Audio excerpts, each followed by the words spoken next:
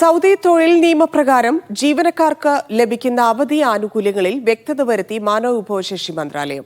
ഉപയോഗിക്കാത്ത വാർഷിക അവധി ദിനങ്ങൾക്ക് പകരമായി തൊഴിലാളികൾക്ക് വേതനത്തിന് അർഹതയുണ്ടെന്ന് മന്ത്രാലയം വ്യക്തമാക്കി.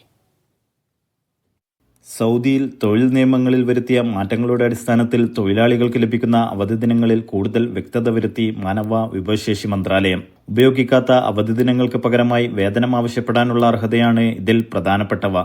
ജോലി ഉപേക്ഷിക്കുകയാണെങ്കിൽ ജീവനക്കാർക്ക് യഥാസമയ അവധി ദിവസങ്ങൾക്കുള്ള വേതനം ലഭിക്കാൻ അർഹതയുണ്ടെന്ന് നിയമം വ്യക്തമാക്കുന്നു. തൊഴിലാളിയുടെ വിവാഹത്തിന് 5 ദിവസവും ഉറ്റവരായ ബന്ധുക്കളുടെ മരണവേളയിൽ 5 ദിവസവും വേതനത്തോടുകൂടിയ അവധിയും തൊഴിൽ നിയമപ്രകാരം വ്യവസ്ഥ ചെയ്യുന്നുണ്ട്. ഭാര്യ, ഭർത്താവ്, മാതാപിതാക്കൾ, മക്കൾ, മുത്തച്ഛൻ, മുത്തശ്ശി, പേരക്കുട്ടികൾ എന്നിവരെയാണ് ഉറ്റവരായി പരിഗണിക്കുക. വിശ്വാസികൾക്ക് ജീവിതത്തിൽ ഒരു പ്രാവശ്യം ഹജ്ജ് നിർവഹിക്കുന്നതിന് 10 ദിവസത്തെ വേതനത്തോടുകൂടിയ അവധിയും തൊഴിൽ നിയമത്തിൽ വിഭാവനം ചെയ്യുന്നുണ്ട്.